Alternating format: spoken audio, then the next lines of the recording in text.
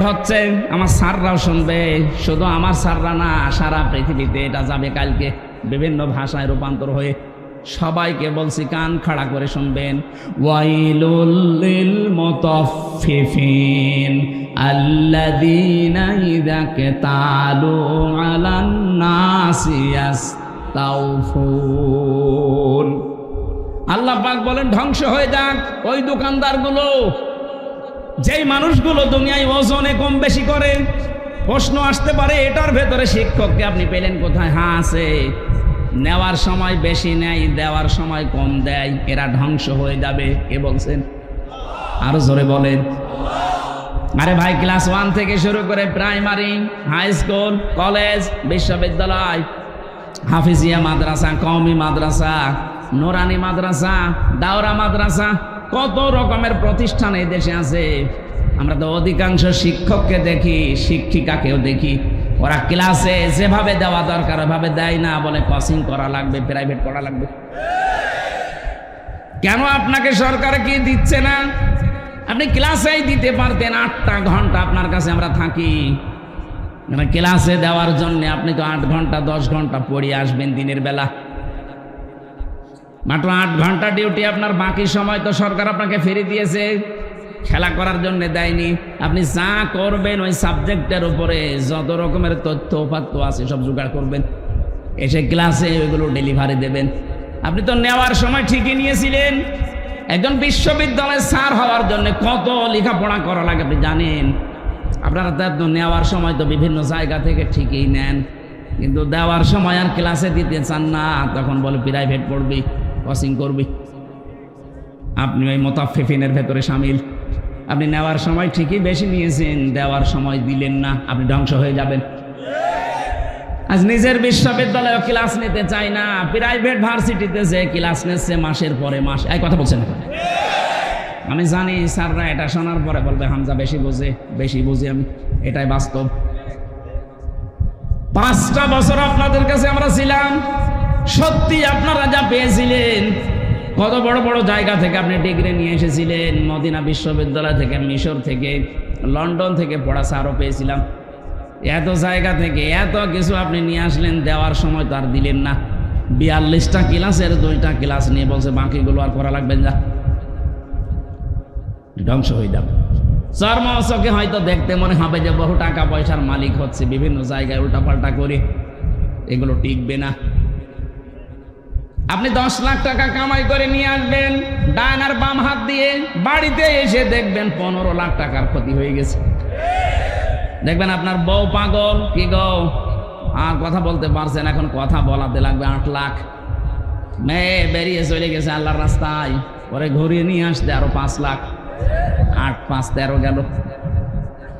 ছেলে ওদিকে জিনে ধরেছে, নিয়ে আয় হুজুর, নিয়ে আয় কবিরাজ, নিয়ে আয়, ওটা ছাড়তে আরো 2 লাখ। নিয়ে এসেছিলেন মাত্র 10 লাখ, চলে আসছে 15 লাখ। হারাম টাকা থাকবে না। আমি শুধু ইঙ্গিত দিলাম, আমার মনে হয় শিক্ষিত যারা ওরা বুঝে ফেলেছে। এখানে ক্লাস করাচ্ছেন সরাসরি আল্লাহ। এই ক্লাসে যেহেতু সব চাইতে দামি ক্লাস, এখানে আলু পটল ঝিঙা বেগুনের নাম দরকার নেই, এগুলো থাকতে পারে, কিন্তু আসল হচ্ছে আল্লাহ ওই একটা ক্লাসে আদম নবীকে শিখিয়েছিলেন যত রকমের ন্যায় কাজ, যত রকমের অন্যায় কাজ, ওই এক ক্লাসে তাকে শিখিয়েছেন। প্রশ্ন আসতে পারে এটা কোথায় পেলেন? এটার বাস্তব প্রমাণ আমরা তো ওই ক্লাসে ছিলাম। কথা বলে না কেন? ছিলাম আমরা ছিলাম ইনডাইরেক্ট ভাবে। আমাদের আদি পিতা হযরতে আদমের পৃষ্ঠ দেশের ভেতরে আমাদের রূহগুলো ছিল। কিয়ামত পর্যন্ত যত মানুষ আসবে সব আদমের পৃষ্ঠ দেশে ছিল না? ওয়াইযা খাযা রাব্বুকা মিন বানি আদামা মিন যুহুরিহিম যুররিয়াতাহুম ওয়া আশহাদাহুম আলা আনফুসিহিম আলাস্তু বিরাব্বিকুম ক্বালু বালা শাহিদনা আন তাকুলু ইয়াওমাল কিয়ামাতি ইন্না কুন্না আন হাদা গাফিলিন। চিৎকার করে বলেন আল্লাহু আকবার। যত মানুষ এখানে আছে, যত মানুষ আসবে, যত মানুষ চলে গেছে, সবাই আদমের পৃষ্ঠ দেশে ওই দিন ছিল। আমরা ওই ক্লাসে ইনডাইরেক্ট ভাবে ছাত্র, যদিও আমরা ক্লাস করি নাই আমাদের বাবার মতো ওই ক্লাসে, যেহেতু তার পৃষ্ঠদেশের ভেতরে ছিলাম, এই হিসাবে আমাদের মগজের ভেতরে আল্লাহ শিক্ষাটা অটোমেটিক দিয়েছে, ন্যায় এবং অন্যায় বোঝা কার্যকারিতা। আপনি একটা অশিক্ষিত মূর্খ মানুষকেও যদি লেখাপড়া জীবনে করেনি, তাও কোনটা ন্যায় কোনটা অন্যায় সে জানে, তারে শেখালো কে? ওই ক্লাসে। কথা বুঝতেছেন? এটা দুনিয়ায় আপনি যেন কাজে লাগান, এই জন্যে আল্লাহ পাক আদমের পৃষ্ঠদেশ থেকে বের করে নিয়ে উনি আমাদেরকে প্রশ্ন দিয়েছিলেন, আলাস্তু বিরব্বিকুম, আমি কি রব না? সবাই আমরা এক বাক্যে বলেছিলাম, ক্বালু বালা, অবশ্যই আপনি আমাদের রব। হয়তো অবশ্যই আপনি আমাদের রব, এই কথা বললাম কোন জ্ঞানের ভিত্তিতে? ওই যে আদম নবীর ওই ক্লাসের ভিত্তিতে। আমার কথা বোঝা যাচ্ছে না? তাহলে সকল ন্যায় এবং অন্যায়ের যে সাবজেক্টগুলো সব ওই একদিনে তিনি শিক্ষা দিয়ে দিয়েছেন। ওখান থেকে তিনি হযরতে আদম আলাইহিস সালামের বাম পাজরের হাড় দিয়ে আমাদের আদি মাতা হযরতে হাওয়াকে বানালেন। সুন্দরী একটা মেয়ে লোক বানিয়ে রেখে দিয়েছে। হযরত আদম ঘুম থেকে উঠে দেখলেন সুন্দরী, তাকালেন এবং ধরতে গেলেন, কারণ নিষিদ্ধ জিনিসের প্রতি আকর্ষণ সে জন্মের শুরু থেকেই। কথা বলেন না কেন? যেই তাকিয়েছে, ধরতে গেছে, আল্লাহ বলে ধরাও যাবে না, তাকানো যাবে না। আদম নবী বলছে, আল্লাহ ধরাও যাবে, তাকানো যাবে, এই বুদ্ধি দিন। বুদ্ধি দিলাম, বিয়ে করা লাগবে। এই জন্য আদমের সন্তান কিয়ামত পর্যন্ত যারা আসবে, আর যদি মূর্খ হয় দেখবেন নামাজের ফরজ কয়টা জানে না, কিন্তু বিয়ে করা ফরজ এটা জানে। আপনার পেটে বোম মারে, ওজুর ফরজ কয়টা বলতে পারবে না, বিয়ে করা যে ফরজ কে জানে? বহু যুবক মানুষ এখানে বাবা যারা আছেন, পুত্র যদি এবং ছেলের মেয়ে যদি প্রাপ্ত বয়স্কা হয়ে যায়, আপনি বিয়ে দিতে চান না, বলো নিজের পায়ে আগে দাঁড়াক। নিজের পায়ে দাঁড়াতে গিয়ে যদি একবার কোনো কাম করে ফেলে, কিয়ামতের দিন আপনিও জেনাকারের কাতারে দাঁড়াবেন। এই জন্য বাবারা একটু সাবধান হবে। ওর ঘাড়ে সোয়াল তুলে দেন, এমনি বওয়ার সিস্টেমও জেনে ফেলবে। আমরা মনে করি ওরে নিজের পায়ে দাঁড় করিয়ে, তারপর আমি রিমান্ডে যখন ছিলাম একটা হিন্দু পেয়েছিলাম অফিসার, এই বাড়ি রাজবাড়ি, রাত 12টায় আসে, ওর 6টায় যায়, প্রায় আসতো। আমারে বলছো, হুজুর আমি এই বাংলাদেশ, ভারত, পাকিস্তান সহ এই সমস্ত এলাকার মুসলমানদের ইসলাম মানা, আর বাইরের দেশগুলোতে আমি গিয়ে মিশনে ছিল, আমি একটা মুসলিম দেশে মিশনে ছিলাম, ওই জায়গায় ওদের যে ইসলাম মানার পদ্ধতি এটা আলাদা। কি করে? অফিসার আমারে বলছিল, আমি ওখানে 2 বছর ছিলাম, এক হোটেলে খাবার খেতাম। যে হোটেলে খাবার খাই, ওই হোটেলের মালিক একটা মুসলমান, কিন্তু ছেলেকে বানিয়ে রেখেছে বয়, কি হোটেল বয়। এই যে পানি, খাবার, রুটি এগুলো এনে দেয়, এই কাজ করে। 2 বছরের ভেতরে দেখলাম, কি গো, পরিচয় নিয়ে জানলাম যে এটা ওর ছেলে। বললাম যে আপনি কি? আমি মুসলমান। কেমন মুসলমান আপনি? আমার দেশেও তো মুসলমান আমি দেখেছি, আপনি কেমন মুসলমান? আপনার ছেলে, আপনি এত বড় হোটেলের একটা মালিক, আর আপনার ছেলেকে আপনি হোটেলের বয় বানিয়ে রেখেছেন, ও পানি দেয়, খাবার দেয়, রুটি দেয়, এটা কথা হলো? কেন, কি হয়েছে? কি হয়েছে মানে আপনি যে পর্যায়ের আপনার ছেলেকে ওই পর্যায়ে তুলতে পারেননি, ওই পর্যায়ে তোলার জন্য আপনার কোনো চেষ্টাও মনে হয় নেই। তাছাড়া এইভাবে 2 বছর আমি তো দেখছি। বলছে, আমারে বলছে, মাওলানা ওই সময় ওই হোটেলওয়ালা আমাকে যে কথাগুলো জানিয়েছিলেন, আমি সেই কথা আপনাকে শোনাই, আপনি একটু মিলান তো। উনি আমারে ওই দিন সূরা তাগাবুনের 14 নম্বর আয়াতটা তেলাওয়াত করে শুনিয়েছে। মনে কথা আমি মুসলমান, আমি যে হিন্দু ও তো জানে না, কিন্তু আমি হিন্দু হলেও আমি কিন্তু লেখাপড়া করে কোরআনের বহু আয়াত বাংলায় মুখস্থ করেছি। যে সূরা তাগাবুন বলেছে, আমি অফিসে বাংলায় বের করে সূরা তাগাবুনের 14 নম্বর আয়াতটা মিলালাম। কি দেখি আছে এখানে? আল্লাহ পাক জানিয়েছেন, ইয়া আইয়ুহাল্লাযীনা আমানু ইন্না মিন আযওয়াজিকুম ওয়া আওলাদিকুম আদুওয়াল লাকুম ফাহযারুহু ইলা আখিরি আয়াত। আয়াতে আল্লাহ ইমানদারকে ডাক দিয়ে জানিয়েছেন, হে যারা ইমানের দাবি করো, অবশ্যই তোমাদের স্ত্রী, সন্তানাদি আর সম্পদাদি এগুলো কিন্তু মাঝে মাঝে তোমাদের শত্রু হয়ে দাঁড়াবে। সুতরাং এদের ব্যাপারে খুব সতর্ক থাকবা। এদের পেছনে পড়ে, এদের পেছনে লাগতে গিয়ে, এদের পেছনে শ্রম দিতে, সময় দিতে গিয়ে আমার আল্লাহর বিধানটা যেন ভুলে যেও না। আমি বললাম, আপনি কি বোঝাতে চান এখানে? উনি আমাকে বুঝিয়েছিল, হুজুর, উনি আমারে এই আয়াত দিয়ে বোঝাতে চেয়েছেন। আমার এই ছেলেটাকে আমি লেখাপড়া শেখাতে চেয়েছিলাম, যতটুকু চেষ্টা করেছি ও আর পড়ে নাই। ওর যে লেখাপড়ার দৌড়, এরপরে আমি ওর একটা সৎ পাত্রী দেখে পাত্রস্থ করেছি, ওকে বিয়ে দিয়েছি। 3 নাম্বার দায়িত্ব ছিল আমার ওর একটা কর্মজীবন তৈরি করে দেওয়া। তা আমি যে কর্মজীবন দেব, ওর তো সেই যোগ্যতা নেই। আমি ঘুষ দিয়ে কোন চেয়ারে বসিয়ে দেব, ওই চেয়ারে বসলে ওর ওই যোগ্যতায় চেয়ার চলবে না, শেষে চেয়ারের পায়া থাকবে না। কথা বুঝতেছেন? তাদের চিন্তা ভাবনা দেখেছেন? আমাদের দেশের হাজারো বাবা এই জহির গ্রুপের কাছে যে বলবে আমার ছেলে ম্যাট্রিক ফেল, বিএ পাস, চাকরি করছে, ওই জায়গায় আপনি বসিয়ে দেন। উনি হয়তো আপনার মুখের দিকে তাকিয়ে সম্মানের খাতিরে দেবে, কিন্তু যে ম্যাট্রিক ফেল ও ওই চেয়ারে বসার যোগ্যতা রাখে। ওর শিক্ষা নেই, ওর ট্রেনিং নেই। উনি যে আমাকে প্রথমে কথা বলার সময় ইকরা বলছিলেন, ইকরা শব্দের শাব্দিক অর্থ শুধু পড়া না, ইকরা মানে যোগ্যতা অর্জন করা। আজ বাংলাদেশে আমরা অনেকেই মনে করি ইকরা, সালে, তাকওয়া এই শব্দগুলো নিয়ে। ইকরা, এরপরে সালে, তাকওয়া, এই শব্দগুলোর ব্যাখ্যা শুনি না আমরা। সালেহ মানে নেককার, তাকওয়া মানে আল্লাহর ভয়, ইকরা মানে পড়া না। এর আধুনিক ব্যাখ্যা হচ্ছে আপনি যেই জায়গায় যেতে চান ওই বিষয়ের জ্ঞান আগে আপনাকে অর্জন করা লাগবে এবং প্রশিক্ষণ নেওয়া লাগবে, শিক্ষা নেওয়া লাগবে, তারপরে ওই জায়গাটা আপনি সুচারুরূপে চালাতে পারবেন। আমাদের এই দেশে এই সিস্টেমটা নেই। যে যেখানে যাওয়ার যোগ্যতা রাখে না, ঠেলা দিয়ে, ঘুষ দিয়ে সেখানে পাঠায়। আজ বাংলাদেশে যত প্রতিষ্ঠান আছে অধিকাংশগুলো যোগ্যতাই নেই, ঠেলা দিয়ে হয় পাঠিয়েছে, নাই ঘুষ দিয়ে। যার ওই পর্যন্ত যাওয়ার লেখাপড়াই নেই, প্রশিক্ষণ নেই, শিক্ষা নেই, তাকে পাঠাবেন ওই জায়গাটার পায়া আরো নষ্ট করবে। চেয়ারে যদি দু একটা পায়া থাকে আরো নষ্ট হয়ে যাবে। গত সিজনে আপনি দেখেছেন কৃষি মন্ত্রণালয়ের দায়িত্ব যাকে দেওয়া হয়েছিল,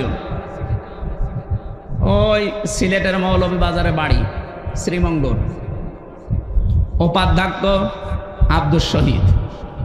আপনি নিরপেক্ষ দৃষ্টিতে বলবেন, এই লোকটা একটা কলেজের স্যার, এ সারা জীবন লেখাপড়া করিয়েছে ছেলে মেয়েদের। ও কৃষি সম্পর্কে কি জানবে? ওকে জীবনে কোনোদিন মাঠে গিয়েছে, প্রশিক্ষণ কি ওই জায়গায় কোনোদিন নিয়েছে? তারে আপনি ওই দায়িত্ব দিলেন মানে? যারা ওই বিষয়ের উপরে সারা জীবন পড়াশোনা করে, ওর উপরে প্রশিক্ষণ নেয়, শিক্ষা দিতে পারে, ওই রকম একটা মানুষকে দেন। আপনি এমন মানুষকে দিলেন তার বাড়িতে 3.5 কোটি টাকা পাওয়া যাচ্ছে, 11টা দেশের রুপি পাওয়া গেছে,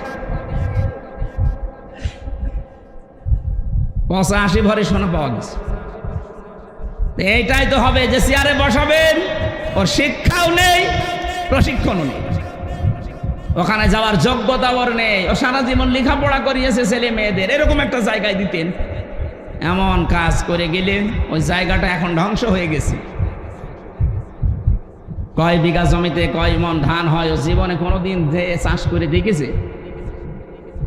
এই জন্য আমি যেটা বলতে চাচ্ছিলাম, এই হিন্দু অফিসারের এই কাহিনী দিয়ে একটা শিক্ষা আছে। আমরা আজ বাংলাদেশে যারা দায়িত্বে আছি, সামনে যারা আসবেন, আপনার আত্মীয় স্বজন, ছেলে মেয়ে যাই বলেন, এদেরকে উপরে তুলতে হলে যে যে যোগ্যতায় আছে তাকে ওই পর্যন্তই তোলেন। কথা বলে না কেন? তার যোগ্যতা নেই ভার্সিটির টিচার হওয়া, আপনি তাকে একেবারে ভাইস চ্যান্সেলর বানিয়ে দিচ্ছেন। যা শুরু হয়েছে আমার মনে হচ্ছে সামনে শিক্ষা ব্যবস্থা ধ্বংস হয়ে যাবে। কারণ বিশ্ববিদ্যালয়ে স্যার হওয়ার জন্যে ফার্স্ট ক্লাস ফার্স্ট হওয়া লাগে, 1, 2, 3 এদেরকে নেওয়া লাগে। অথচ এদেরকে এখন আর নেওয়া হচ্ছে না। 35 লাখ 40 লাখ টাকা নিয়ে ওই 70 রোল নাম্বার করে দেওয়া হচ্ছে। ও তো এই চেয়ারে বসে 2-1টা পায়া যদি ঠিক ছিল, ও পায়া আরো ভাঙবে। কথা বলে না কেন? এই মুসলিম দেশের এই দোকানদারের জীবনী থেকে একটু শিক্ষা নেওয়া যায় না যে সে তার ছেলেকে ভালোবাসে, কিন্তু যে ছেলের জন্য আমি তো জাহান্নামী হতে পারি না, তার যোগ্যতা নেই, আমি একটা অফিসে তার বস বানিয়ে দেবো, মানে ওর যা যোগ্যতা ও সেই কাজ করবে। কাজটা তো হালাল কাজ, যদিও চা টেনে দেওয়া, পানি টেনে দেওয়া, রুটি টেনে, কাজটা তো হালাল কাজ, ও হালাল কাজ করে ও জান্নাত পাবে। জোরে বলেন সুবহানাল্লাহ। হযরত আদম আলাইহিস সালাম যেই তাকিয়েছেন মেয়েটার দিকে, বললেন না, তাকানো যাবে না, ধরা যাবে না, কি করবেন? বিয়ে করা লাগবে, বিয়েতে আমি রাজি আছি। দেন মোহর কই? নেই। দেন মোহর না দিলে বিয়ে হবে না। আল্লাহ আমার বিয়ে করাই লাগবে, দেন মোহর বুঝি না। আমার আখেরি নবী মুহাম্মদ রাসূলুল্লাহর উপরে 10 বার দরুদ শরীফ পড়ো, দেন মোহর হয়ে যাবে। দরুদ শরীফ পড়ে শেষ। এবার আদমকে বললেন, কুলনা ইয়া আদম উসকুন আনতা ওয়া যাওজুকাল জান্নাতা ওয়া কুলা মিনহা রাগাদান হাইতু শি'তুমা। এই যারা শিক্ষিত আছেন, এই যে আজ নারী পক্ষ কাজ করছে, নারী স্বাধীনতা আন্দোলন, নারী বিপ্লব পরিষদ, 13টা সংগঠন কাজ করছে মেয়েদের অধিকার আদায়ের জন্য। অথচ এই আয়াতের ভেতরে দেখেন কতগুলো অধিকার আছে। মেয়েরা যদি জানতো, এরা নিজেদের এই অধিকার আদায়ের জন্য রাজপথে মিছিল করত, অথচ তাদেরকে ব্যবহার করার জন্য কিছু মানুষ সামনে দিয়ে ভোগ করার জন্য ব্যস্ত আছে। আল্লাহ আমাদের আদি পিতা আদমকে কি বললেন? যে বিয়ে হয়ে গেছে, এবার বউ নিয়ে চলে যাও বাড়িতে। জান্নাত আমাদের বাবার বাড়ি, আমাদের আদম আলাইহিস সালাম বাবা না?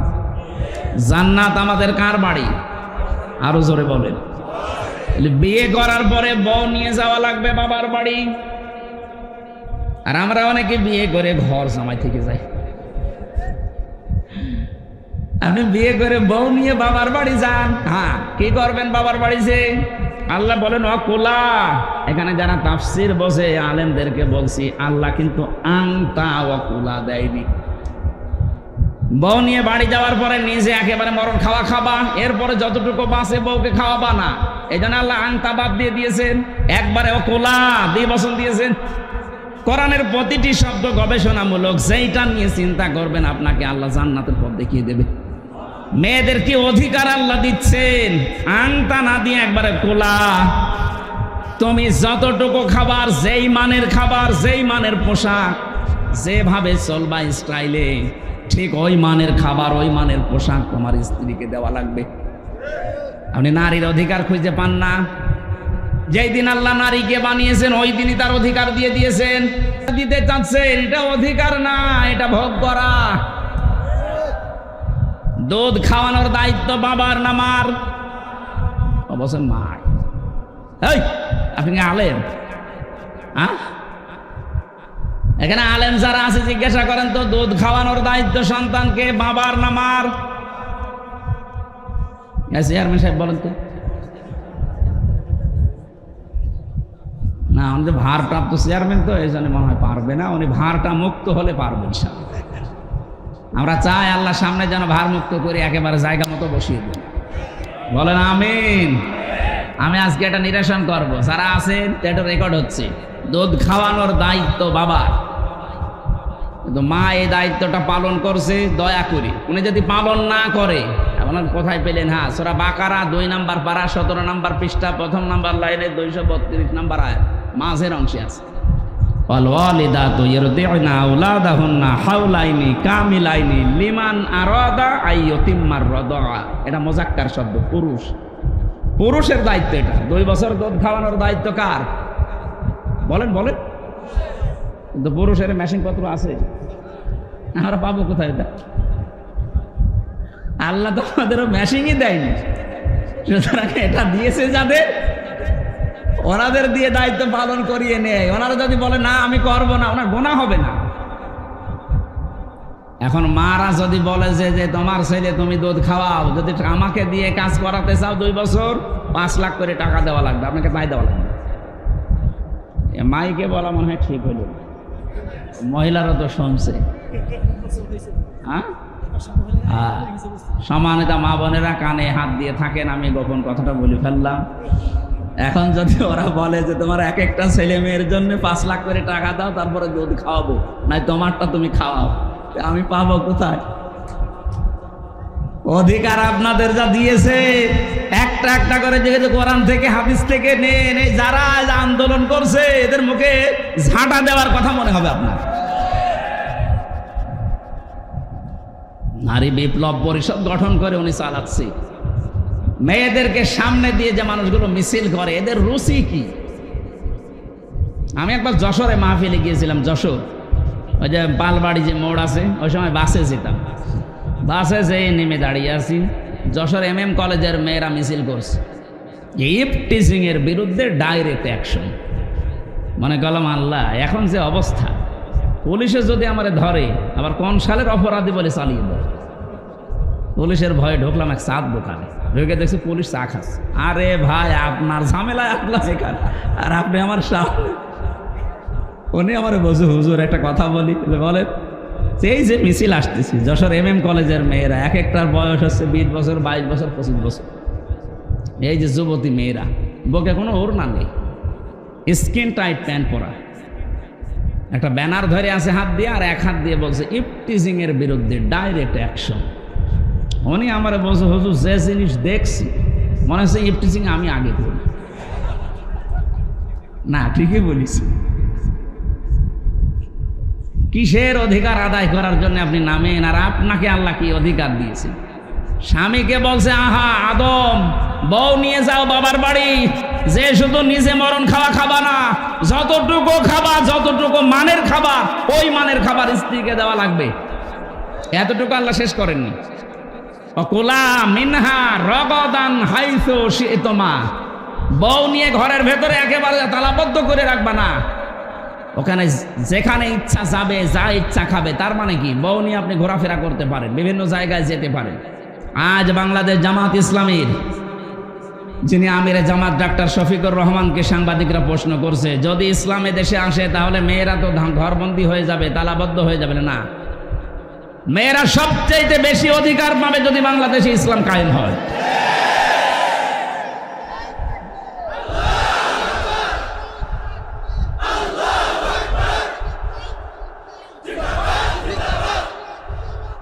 থাকা দেওয়া লাগবে না। আরে বাবা, রক্তগুলো এখন থাক, অন্তত পরে কাজে লাগবে। সম্মানিত মা বোনেরা, আপনাদের অধিকার যেগুলো দিয়েছেন কোরআনে একটা একটা করে, উনি যেহেতু কোরআন পড়ে জানে, উনি বলেছে এই কারণে কোরআনের দিকে তাকিয়ে, যদি ইসলাম এসে যায় এদেশে, মেয়েরা সবচাইতে বেশি অধিকার ভোগ করবে। ঘরের ভেতরে তালাবদ্ধ হয়ে থাকার জন্য আপনারা আসেননি, আপনাকে নিয়ে বেড়ানোর কথা কোরআন বলছে। রগাদান হাইসু শিতমা, যেখানে ইচ্ছা যাও, যা ইচ্ছা খাও, কিন্তু সাবধান, ওয়ালা তাকরাবা হাদিহি শাজারা, ওই গাছের কাছে যাবে না। তার মানে কি, এই গাছ মানে শুধু গন্ধম গাছ। এটা যদি শুধু গন্ধম গাছ উদ্দেশ্য হতো, কোরআনে আল্লাহ আয়াত নাযিল করতো না। এটা মানে আল্লাহর বর্ডার। আপনি বউ নিয়ে এমন জায়গায় যেতে পারবেন না যেখানে গেলে আপনারও ফরজ পর্দা থাকে না, বউরও পর্দা থাকে না। এমন অনুষ্ঠান দেশে নেই? কথা বলেন না কেন? এমন বিয়ের অনুষ্ঠানে গেলেন যেখানে নিজেরও পর্দা থাকছে না, আপনার বউরও পর্দা থাকছে না, ওইরকম অনুষ্ঠানে যাওয়া জায়েজ নেই। এইরকম পিকনিকে যাওয়া যাবে না বন্ধুদের সাথে, এরকম মেলায় যাওয়া যাবে না। শিশু মেলার নাম দিয়েছে, শিশু নেই, শুধু শিশুর খালারা আর মামারা। এখানে গেলেই শুধু অ্যাক্সিডেন্ট হয়। এই জন্য সম্মানিত মা বোনেরা, আলেমদের স্ত্রী যারা সত্যিকারের আলেম, যারা খাস পর্দা করে চলে, যারা আসিমাত নিয়ে চলে, রুকসাত না। রুকসাত মানে মুখমণ্ডল আপনি খোলা রাখতে পারবেন, হাতের কবজি, পায়ের পাতা, কিন্তু আসিমাত নিয়ে যারা চলে, খাস পর্দা নিয়ে, এরা হাত মুখ পর্যন্ত মোজা দিয়ে ঢেকে রাখে। এদের স্ত্রীরা সত্যিই যে সম্মান নিয়ে মহারানী হয়ে আছে, আপনি কিছুই টের পাচ্ছেন না। ওরা কোরআনের আয়াতগুলো যখন বাস্তবে মিলায়, এগুলো যদি আমি নিজেই মানতে না পারি, কিয়ামতে আমি নিজে আসামি হয়ে যাব। এজন্য আমাদের উচিত হচ্ছে ইসলামকে তার জায়গা মতো দিয়ে অধিকারগুলো আদায় করে নেওয়া। কথা বলেন ঠিক কিনা? আল্লাহ বলেন নিষিদ্ধ জায়গায় যাওয়া যাবে না, আল্লাহর বিভিন্ন বর্ডার আছে, এগুলো ক্রস করা যাবে না, সীমা লঙ্ঘন করা যাবে না। ওয়ালা তাকরাবা হাদিহি শাজারাতা ফাতাকুনা মিনাজ জালিমিন। যদি আল্লাহর এই বর্ডার কেউ ক্রস করে ফেলে সে জালেম হয়ে যাবে। কি হবে? আর যারা পর্দার ফরজ বিধান লঙ্ঘন করে চলাফেরা করছেন আপনি জালেম। কথা বলেন না কেন? যেগুলো আপনার স্বামীকে দেখানো দরকার এটা আপনি পাবলিককে দেখাচ্ছেন, আপনি জালেম হয়ে কিয়ামতে উঠবেন। খালি নামাজ পড়ে রোজা রেখে আর কারো বোরকা পরে আপনি জান্নাত পেয়ে যাবেন। কে বলেছে আপনাকে? আমি 4টা পয়েন্ট পড়েছি হাদিসের ভাষায়। সম্মানিতা মা মেয়েরা এসেছে, সম্মানিতা মা বোনেরা, এবার আপনি কান খাড়া করেন। মেশকাত শরীফের হাদিস, বিশ্বনবী বলেন নেককার মহিলা কোনটা জানো? অনেকে বলছে নামাজ পড়ে রোজা রাখে কালো বোরকা পরে। নবী বললেন না, ওই মহিলাটাই নেককার।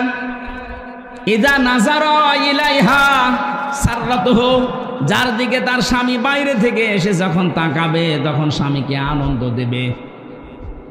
এরকম মহিলা আমার মনে হয় এখন ঘরে ঘরে নেই। নেই বলে তো আমরা পরকীয়া প্রেম করি। বলছো ঠিক, তার মানে ও চালাচ্ছে কাজ। আলহামদুলিল্লাহ, ভালো। সম্মানিত মা বোনেরা দেখেন, এতগুলো মানুষ বসে আছে আমরা, আর আপনার স্বামী বলে ফেললো ঠিক, তার মানে আপনি ওই রকম কিছু করেন না। দ্বিতীয় নম্বরে ওয়াইদা গাবা আনহা হাফিজাতুহু, স্বামী যখন বাইরে যাবে, যতক্ষণ স্বামী বাইরে থাকবে ততক্ষণ আপনার ইজ্জত আবরু সতীত্ব আপনি হেফাজত করে রাখবেন। আধুনিক জামানায় এসে স্বামী বাইরে যেতে দেরি, ও মোবাইলে পরকীয়া প্রেমে লিপ্ত হতে দেরি নেই। এমনকি বাইরের লোক নিয়ে এসে স্বামীর ওই কাজ ওকে দিয়ে করাচ্ছে। জোরে বলেন নাউজুবিল্লাহ। 3 নম্বরে বিশ্বনবী বলেন অতুইনু আলা দীনি যাওজাতুহা, ওই মহিলাটাই নেককার যে তার স্বামীকে দিনের পথে চলার জন্য উদ্বুদ্ধ করে, আরো এগিয়ে দেয়, সাহায্য করে। এরকম মহিলা আজ বাংলাদেশে দিন দিন হারিয়ে যাচ্ছে। স্বামীকে দিনের পথে চলার জন্য সাহায্য করা তো দূরের কথা, আরো বাধা দেয়। কথা বলে না কেন? 4 নম্বর বিশ্বনবী বলেন স্বামী যদি কোনো কাজের আদেশ করে, কাজটা যদি জায়েজ হয়, মেয়ে লোক যারা এসেছেন, স্বামী যদি কোনো কাজের আদেশ করে, কাজটা যদি জায়েজ হয়, জীবন থাকাকালীন আপনাকে মানা লাগবে। কথা বলে না কেন? আমি স্বামী, এখানে যত স্বামী বসে আছে প্রত্যেকটা স্বামী আমরা চাই, আমরা পছন্দ করি বিয়ের পরে যেন আমাদের মা বাবা আমাদের সাথে থাকে। কিন্তু 100টার 98টা মহিলা আজ এটা চাই না। কথা বলছেন না কেন? গত কয়েকদিন আগে আমি গিয়েছিলাম নীলফামারী কিশোরগঞ্জ থানা, বৃদ্ধাশ্রমে আমারে নিয়ে গেল। যে দেখি এই লাইনে মা আর বাবারা বসে আছে। ওদের চোখের দিকে তাকালে আমার মনে হচ্ছে ও সন্তানের জন্য বরদোয়া দিচ্ছে। এই মা বাবাগুলোকে বৃদ্ধাশ্রমে রেখে গিয়েছে এই সন্তানগুলো। শুধু এই সন্তানের দোষ না, এই বৃদ্ধাশ্রমে এই মা আর বাবাগুলোকে রেখে যাওয়ার পেছনে যারা ভূমিকা পালন করে তারা এই লোকটার বউ, আর এই বউকে যারা কান পড়া দেয় ওই বউর মা আর বড় বোন। আমার মনে হয় ওরা এখনই বরদোয়া আরম্ভ করেছে, হুজুর মরুক। আমি আপনাদের বাঁচাতে চাই। আপনি শুধু নামাজ পড়ে রোজা রেখে কালো বোরকা পরে জান্নাত যেতে পারবেন না। সত্যি আল্লাহর কসম যে হাদিসটা বললাম এটা আপনাকে মানা লাগবে। স্বামী যখনই তাকাবে এমন একটা অবস্থা করবেন স্বামী যেন আনন্দ পায়। নবীজি বলেন তোমার আচরণ দেখে যদি স্বামী হাসে, তুমিও যদি হাসতে থাকো, যেই কয়টা দাঁত বের হয়ে যাবে ওই কয়টা নফল হজের সওয়াব পাওয়া যাবে।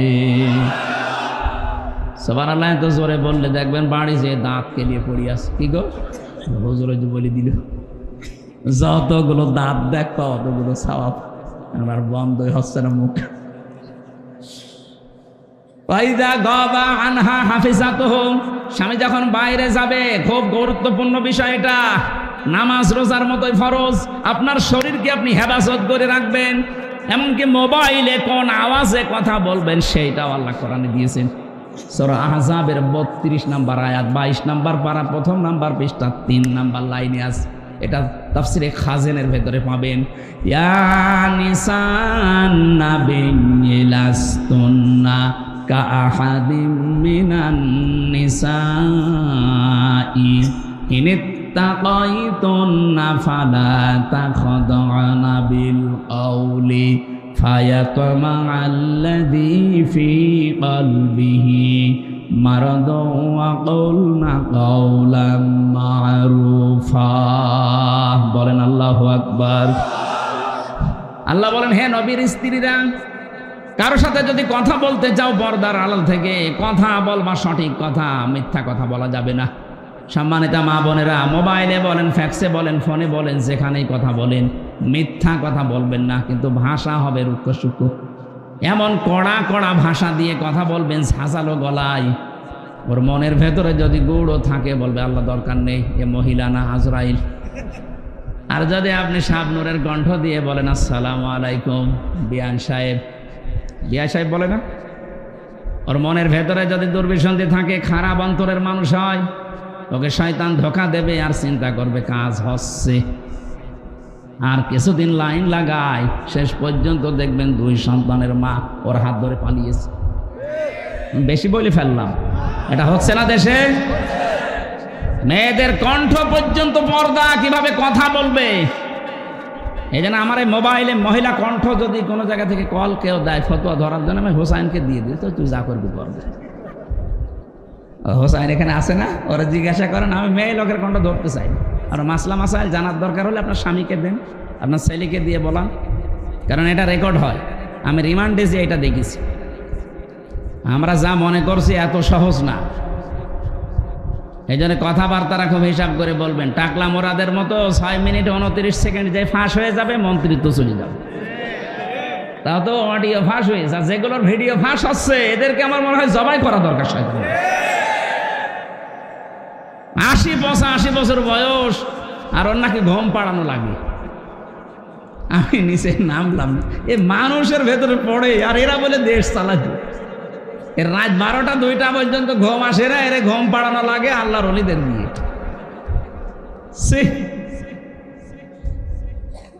এদের আবার সাক্ষী পাচ্ছে না।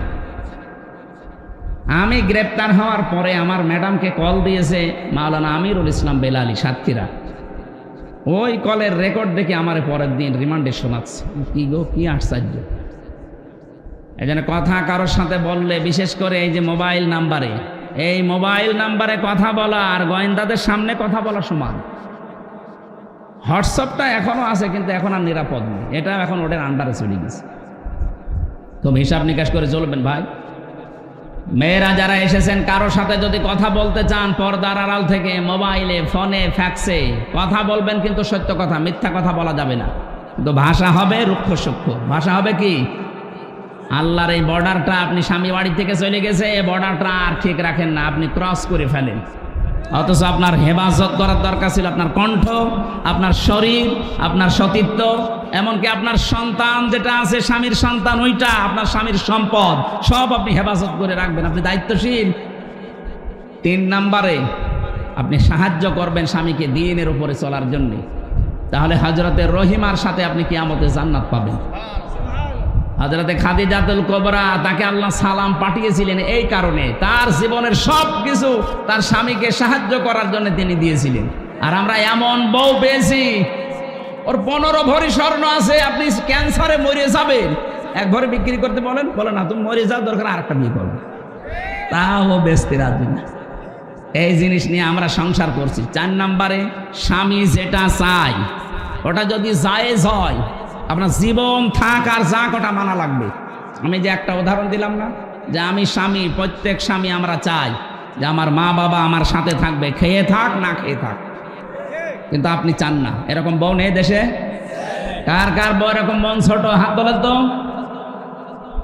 ওই একজন আছে শুধু। সম্মানিত মা বোনেরা, আমার মনে হয় হচ্ছে না আপনাদের আমল। শুধু নামাজ দিয়ে, রোজা দিয়ে, কালো বোরকা দিয়ে আপনি জান্নাত পাবেন না। আমার ভাইরা, হযরত আদম আলাইহিস সালামের স্ত্রীকে নিয়ে যে কথাগুলো বলছিলাম কোরআনে কারিমের সূরা বাকারার তাফসীর থেকে, এজন্য নিষিদ্ধ কোনো কাজে মেয়েদেরকে নিয়ে ইনভলভ হওয়া যাবে না। যেগুলো আপনাকে দেখানো দরকার এইগুলো ওরা জনগণকে, পাবলিককে দেখাচ্ছে। নিজে দায়ুস হচ্ছে, নিজের ভাই স্বামী, নিজের বড় ভাই স্বামী এবং বাবা আর বড় ছেলে এদেরকেও দায়ুস বানাচ্ছে। একটা মহিলা যদি বেপরদা হওয়ার কারণে জাহান্নামী হয়ে যায়, নবীজি বলেন কমপক্ষে 4 জন মানুষকেও জাহান্নামে নিয়ে যাবে। বলেন নাউজুবিল্লাহ। তার বড় তার বাবাকে নেবে, তার স্বামীকে নেবে, তার বড় ভাইকে নেবে, তার বড় ছেলেকে নেবে। চিন্তা করে দেখেন তো, আমরা যারা এবাদত বন্দেগী কিছু না কিছু করে বগল বাজাচ্ছি যে জান্নাত আমি পাবো না, পাবে কে? আপনার মেয়ে বেপরদা চলছে, আপনার বেটার বউ বেপরদা চলছে, আপনার মা বেপরদায় চলছে। আল্লাহর এই বর্ডারগুলো আমরা যেন ক্রস না করি। বলেন আমিন।